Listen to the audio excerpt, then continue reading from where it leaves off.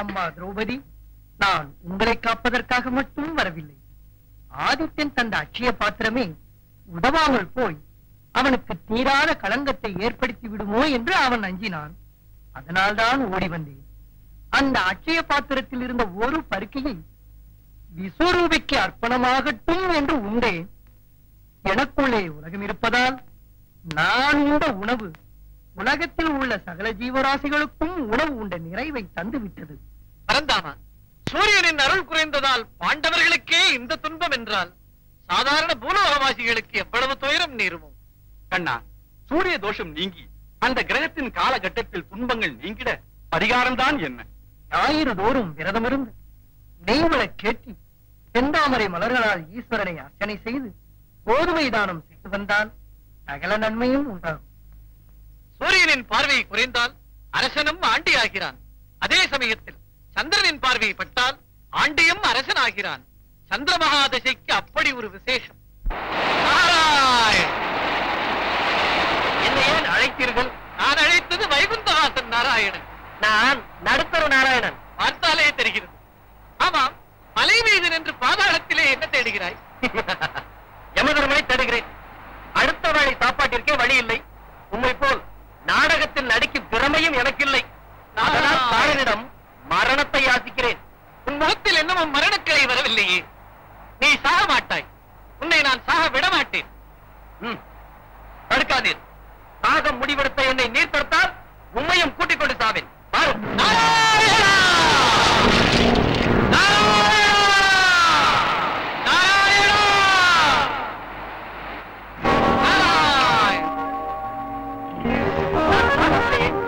ஏன் இங்கு ஆழமில்லை? நடுத்தர நாராயணா, சாகத் துணிந்தவனுக்கு சமுத்திரமே முழங்கால் அளவுதான். நான் அப்போதை சொல்லவில்லையா? உன்னால் சாக முடியாது. நீ அனுபவிக்க வேண்டியது இன்னமும் ஏராளமாக இருக்கிறது. என்ன கஷ்டங்களா? இல்லை, யோகங்கள். உன் ஜாதகப்படி இந்த வினாடி முதல் சசியோகம் வந்து விட்டது. சந்திரனின் யோக காலம் உச்சமாக ஆரம்பித்து விட்டது. அதனால்தான் ஜலக்கிரகமான சந்திரன் தண்ணீரில் குதித்த உன்னை தாங்கி பிடித்து காப்பாற்றி விட்டார். இனி நீ மண்ணை தொட்டாலும் பொன்னாகும், தீமை செய்தாலும் நன்மையாக மாறும். போய் தம்புரா, உமது ஆர்வத்தில் எனக்கு நம்பிக்கை இல்லை. நான் சாவேன். சாவோடு போட்டியிட்டு சாவேன்.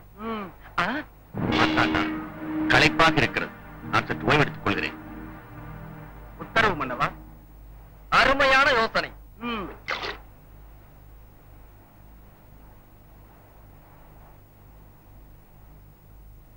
போய் தம்புரா, அதோ பாரும், இந்த நாட்டு மன்னர் வேட்டையாடி களைத்து உறங்கிக் கொண்டிருக்கிறார். நான் நேராக சென்று மன்னரை காலால் எட்டி உதைக்கப் போகிறேன். அதற்கு பரிசாக என் தலையை வெட்டி விடுவார்கள். நன்றாக பாரும். நாராயண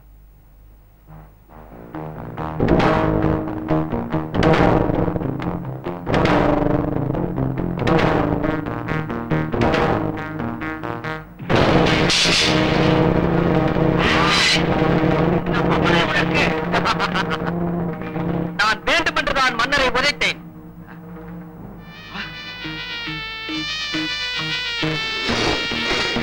மாட்டாண்டா, நிறுத்து. ஆபத்தில் உதவி செய்தவரை அநியாயமாக கொண்டு விடாது. நாராயண சுவாமி, தாங்கள் யாரோ சித்தர் போல் தோன்றுகிறது. என் கிரீடத்தின் மேல் பாம்பு இருப்பதை உணர்ந்து என்னை காப்பாற்றத்தான் காலால் உதைத்திருக்கிறீர்கள். என்னுடன் என் அரண்மனைக்கு வந்து என் உபசரணைகளை ஏற்று பரிசுகளை பெற்றுச் செல்ல வேண்டும். முன்னாள் நடுத்தர நாராயணா, எப்படி என் ஆர்வம்? நான் நம்ப மாட்டேன். மீண்டும் சந்திப்போம். யாருடன் பேசுகிறீர்கள்? தம்புராவுடன் பேசுகிறேன்.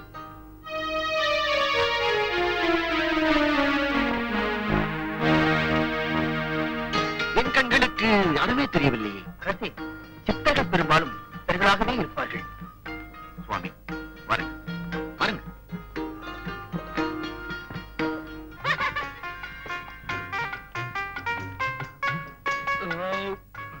வாருங்கள், மஞ்சத்தில் ஓய்வெடுத்துக் கொள்ளுங்கள். காஞ்சனமாலை, இவர் அழைத்து உத்தரவு இளவரசி. பாருங்கள். வாருங்கள் சித்தரே, வாருங்கள் வாருங்கள். மஞ்சத்தில் அமருங்கள். மலர் மஞ்சம். தங்களுக்கு இசை, நாட்டியம் ஏதேனும் தேவைப்பட்டால் தயங்காமல் கூறலாம். 2 மட்டும்தானா?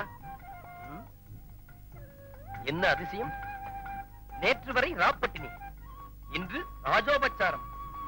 இப்படி எத்தனை நாளைக்கு? 3 நாட்களுக்கு தங்களுக்கு ராஜ மரியாதை செய்ய சொல்லி மன்னரின் கட்டளை. 3 நாளைக்கா? பிறகு? காஞ்சனமாலை, ஆற்றில் நீராடி விட்டு வருவோம், வாருங்கள். நீங்கள் ஓய்வெடுத்துக் கொள்ளுங்கள், நாங்கள் வருகிறோம். விருந்தும் மருந்தும் 3 நாள் என்பது உண்மையாகிவிட்டது. 3 நாள் வாழ்க்கை. பிறகு அதே பழைய பல்லவி, பசி பட்டினி. எதற்கு இந்த அற்ப சந்தோஷம்? எப்பாடுபட்டாவது மரணம் அடைந்தே தீர வேண்டும். இளவரசி நீராட போயிருக்கிறாள், நாமும் செல்வோம்.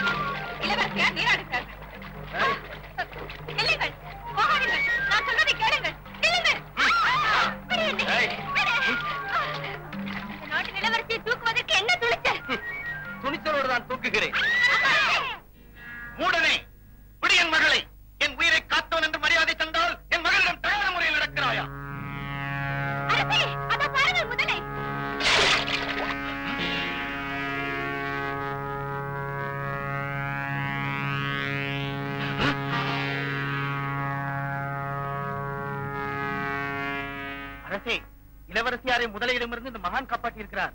சுவாமி, நீங்கள் தீர்க்கதரிசி, முக்காலமும் உணர்ந்த ஞானி. அன்று என் தந்தையை ஆரண்யத்தில் பாம்பு கடிக்காமல் காப்பாற்றினீர்கள். இன்று என்னை முதலை விழுங்காமல் காப்பாற்றி விட்டீர்கள். நீங்கள் என் குலதெய்வம். சுவாமி, இனி என்றென்றும் எங்கள் அரண்மனையில் தங்கி எங்களை காக்க வேண்டும். நீ சொன்ன மாதிரியே நடக்கிறதே. இப்போதுதான் புரிகிறது, நமக்கு மேலே ஒன்று இருக்கிறது. நடப்பதை அனுபவிப்போம். இனிமேல் நம்மை தடுப்பவர் யாரும் இல்லை. சிவசுவாமி. சுவாமி. பிரபு, அண்ணனை கொன்றுவிட்டு மணிமுடி தரிக்கலாம் என்றால் இந்த மாயாவி தடையாக இருக்கிறானே. என் ஆசைகள் நிராசையாகிவிட்டன, என் திட்டங்கள் பாழாகிவிட்டன. பிரபு, வேறு யாராவது ஒரு கெட்டிக்காரனை விட்டு திட்டம் திட்ட சொல்லுங்களேன். மனையா, அரசரின் உயிரை மட்டுமல்ல, இளவரசின் உயிரையும் காப்பாற்றி இருக்கிறான். சந்தேகமே இல்லை, அவன் திரிகால ஞானிதான். மௌனமாகவே எல்லா ஆபத்துக்களையும் தவிடுபடியாக்கி விடுகிறான் அந்த மாயாவி. அந்த பாவியின் ஆவியை முடித்தால்தான் நாம் பதவியை பிடிக்க முடியும். அதுதான் என் சுவாமி. இதோ இந்த விஷக்கணியை அந்த நாராயணிடம் கொடுத்து அவனை சாமர்த்தியமாக சாப்பிட வைத்துவிடு. பிரபு, அவன் ஞானக்கண் படைத்தவன். பழத்தை கையில் வாங்கும் போதே அவன் உண்மையை கண்டுபிடித்து விட்டான். ஒரு அருமையான யோசனை. சுவாமி, ஒரு முனிவனை போல் வேடமணிந்து இந்த கனியை அவனிடம் கொடுத்து விடு. ஒருவேளை உண்மை வெளியே வந்து விட்டால் கனி கொடுத்த முனிவனை எங்கே தேடுவார்கள்? உங்களுக்கும் மூளை வேலை செய்கிறது. என்ன இது? காற்றிலே குளுமை இல்லை.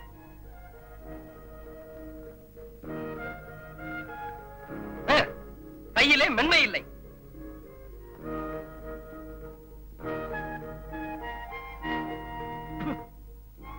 கனியிலே இனிமை இல்லை. நாராயண். யாரவன்? மரியாதை தெரியாதவன். நாராயண். யோ தம்பரா, உம்மை பார்த்து பலகாலம் ஆகிவிட்டது. எப்படி சவிக்கியம்? நீ என்னை கேட்கிறாயா? நான் உன்னை சேவலாமம் விசாரித்து போகலாம் என்றுதான் வந்தேன். என்ன நீ மரியாதை இல்லாமல் சரிசமமாக உட்காருகிறாய்? எழுந்துரு. எழுந்துரு. என்ன விஷயம்? ஒரு முக்கியமான விஷயம். உனக்கு ஏதாவது உதவி தேவையா? உதவி உனக்கு உங்களுக்கு செய்துவிட்டு போகத்தான் நான் வந்தேன். சகல சௌபாக்கியங்களையும் அனுபவிக்கும் எனக்கு ஒரு சாதாரண நடிகின் நீ உதவி செய்கிறாயா? ஓம் நமச்சிவாய, ஓம் நமச்சிவாய. வாருங்கள் சிவசுவாமி. என் பெயர் எனக்கு எப்படி தெரியும்? ஒருவேளை கண்டுபிடித்து விட்டானோ? தம்பரா, புறப்படும். என்னை காண மாமுனிவர் வந்திருக்கிறார். மாமுனிவரா? நல்ல வேலை, என்னை கண்டுபிடிக்கவில்லை. நான் உங்களிடம் ஒரு முக்கியமான விஷயம் சொல்ல வேண்டும். இப்போது அதற்கு அவசியமும் இல்லை, அவசரமும் இல்லை. புறப்படும். நாராயண, நடுத்தர நாராயணா, உன் ஜாதகப்படி கட்டகாலம் வரை இருக்கிறது, கவனமாக இருந்து கொள் என்று எச்சரித்து போகவே வந்தேன். நீயோ காது கொடுத்து கேட்க மறுக்கிறாய். பதவியில் இருப்பவர்களும் பதவிக்கு வர துடிப்பவர்களும் நான் சொல்லி என்று கேட்டனர். வந்து சேர காத்து நிற்கும் விதி நான் சொல்லியா நிற்கப் போகிறது? நாராயண. மாமுனிவரே, அமருங்கள்.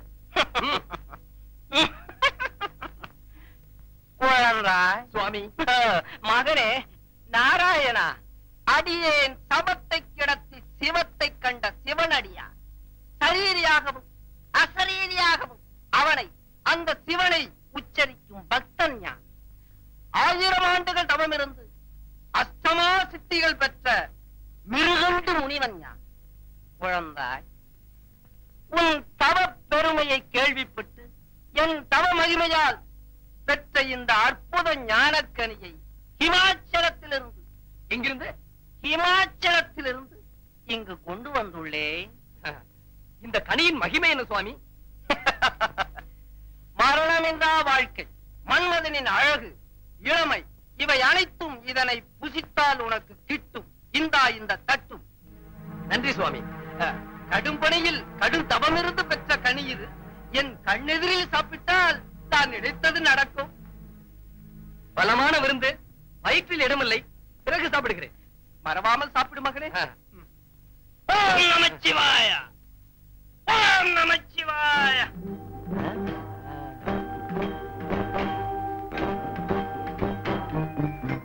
இந்த அதிசய பழத்தை நான் சாப்பிடுவதை விட மன்னனிடம் தந்தால் அவன் மனம் மகிழ்ந்து நம்ம இந்த நாட்டுக்கே வாரிசாக ஆக்கி விடுவான் அல்லவா?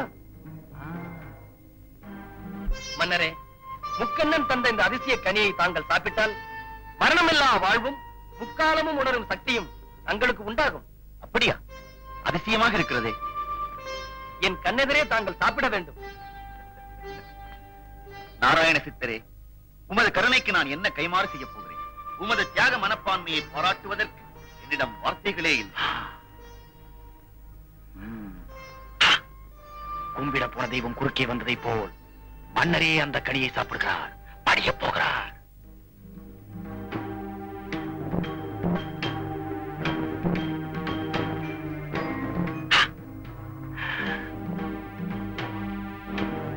வணக்கம் அரசே. தளபதியாரே, நாராயணனின் அன்பை பார்த்தீர்களா?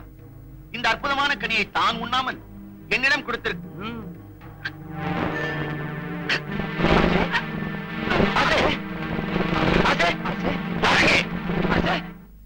உடனே அரண்மனை வைத்திரை வர சொல்.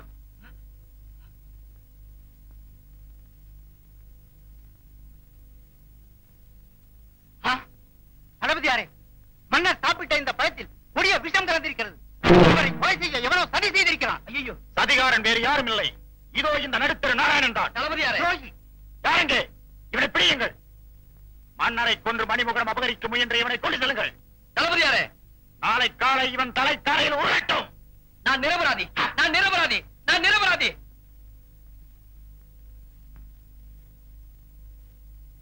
வைத்தியரே, மன்னர் பிழைப்பாரா?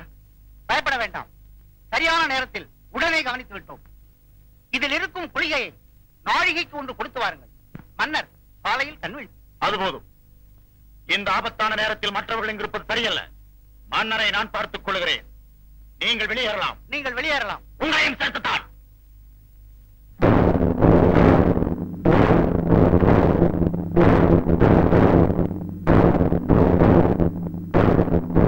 உன் கடைசி பிரார்த்தனையை செய்து கொள். நான் சாவை நோக்கி ஓடிய போது சாவு என்னை விட்டு விலகி ஓடியது. ஆனால் இப்போது நான் வாழ துடிக்கும் போது சாவு என்னை நெருங்கி விட்டது. ஆண்டவா, இது என்ன சோதனை?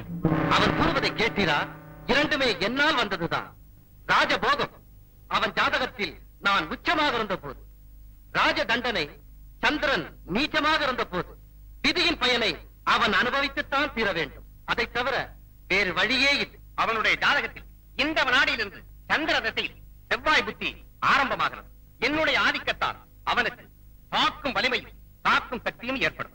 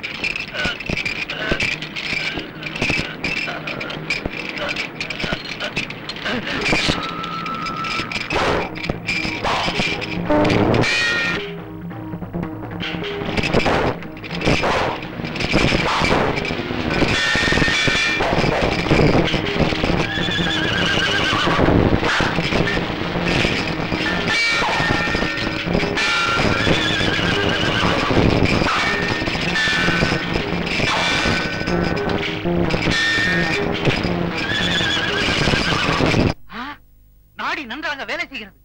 மன்னர் எழுந்து ஓடுவார். முதலில் நீ ஓடும்.